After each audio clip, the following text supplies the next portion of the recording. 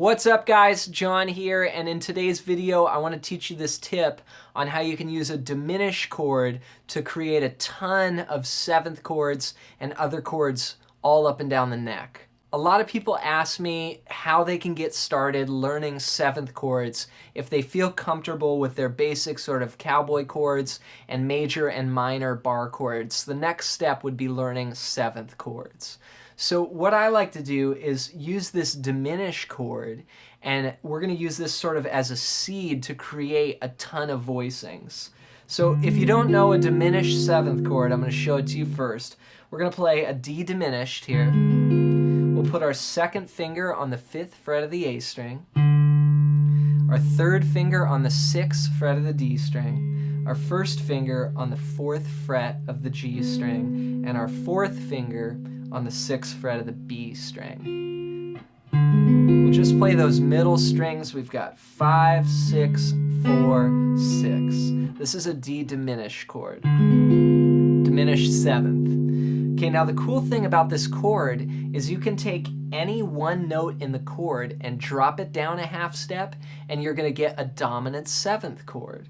So check this out. If I take this D diminished, and I take the note on the A string and drop it down one fret, I now have a D flat 7 chord.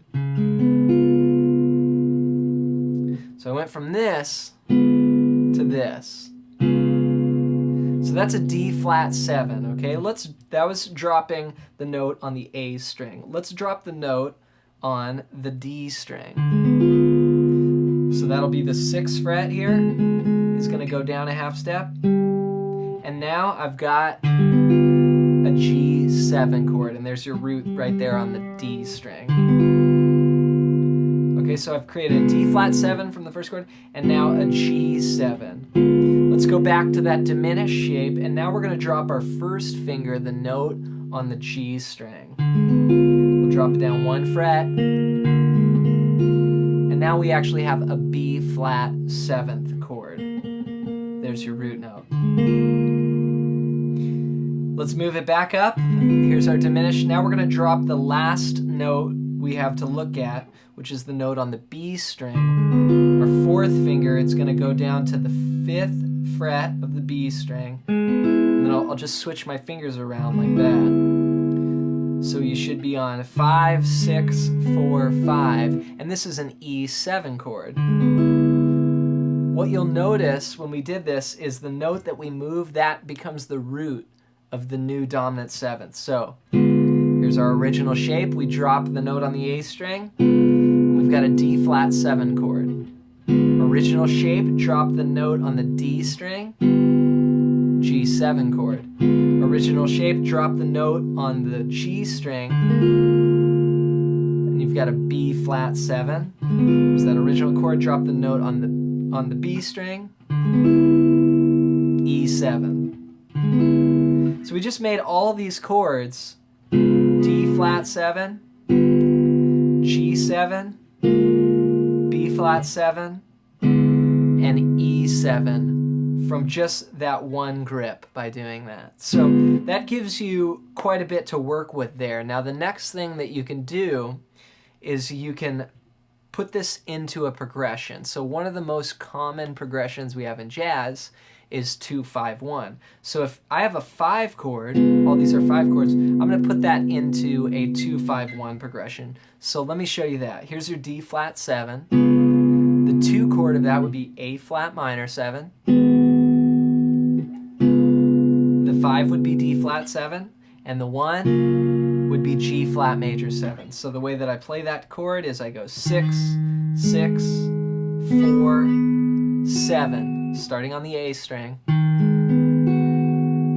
That's A flat minor 7. Then move to D flat 7, that first shape that we learned. And then we're going to go to this cool G flat major 7, which is 4, 4, 3, 6. So there's our 2-5-1. 2, 5, 1. Okay, so that's for the first chord we learned, the D flat 7. Let's look at the second chord we learned. G7. So what I'll do here is I'll play a D minor 7 to a G7 to 7. So that chord is going to be starting on the A string, 5, 7, 5, 6, 5, 5, 4, 6, and then 3, 5, 4, 5. Great jazz voicings, right? D minor 7, G 7, C major 7. We got smooth voice leading between those chords. Cool, let's keep going. B flat 7 is our next chord. So I'll precede that with an F minor 7. And then I'll go to a B flat 7 and then an E flat major 7. It's kind of an interesting voicing for the E flat major 7. Even though that's using voice leading and finding that chord, I'd probably realistically play this chord more often. So I might go F minor 7, B flat 7, E flat major 7. So that's going to be 6, 6, 5, 6 to our B flat 7. And then I would probably play 6, 5, 3, 3 for your E flat major 7. If you want the other shape that I played, it's 5, 3, 3, 4. So that would sound like this. Or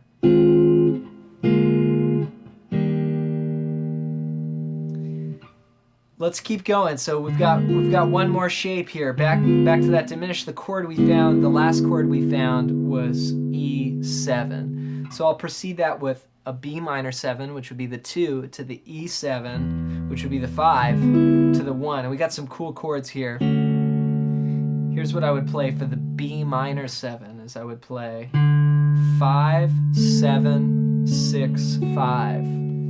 And your bass player might play that note right there. You could also do this chord, which would be probably a little smoother voice leading, or this chord. And then we'll go to the E7, and then we'll go to the A major 7. That's a nice chord right there. So that chord is on the A string, 4, 6, 2, 5. Bit of a stretch, but it feels good. So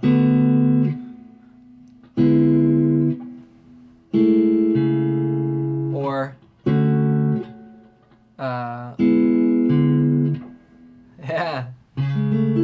So already we're getting into some new shapes, right? So from the diminished chord, you've got the ability to make all those dominant sevenths, and then you can put it into a progression like a 2-5-1, and that'll give you some good application. All right, guys, I really hope this tip helps you out. If it did, give it a thumbs up and leave a comment below. Let me know if you have any questions, and I'll get back to you in the comments.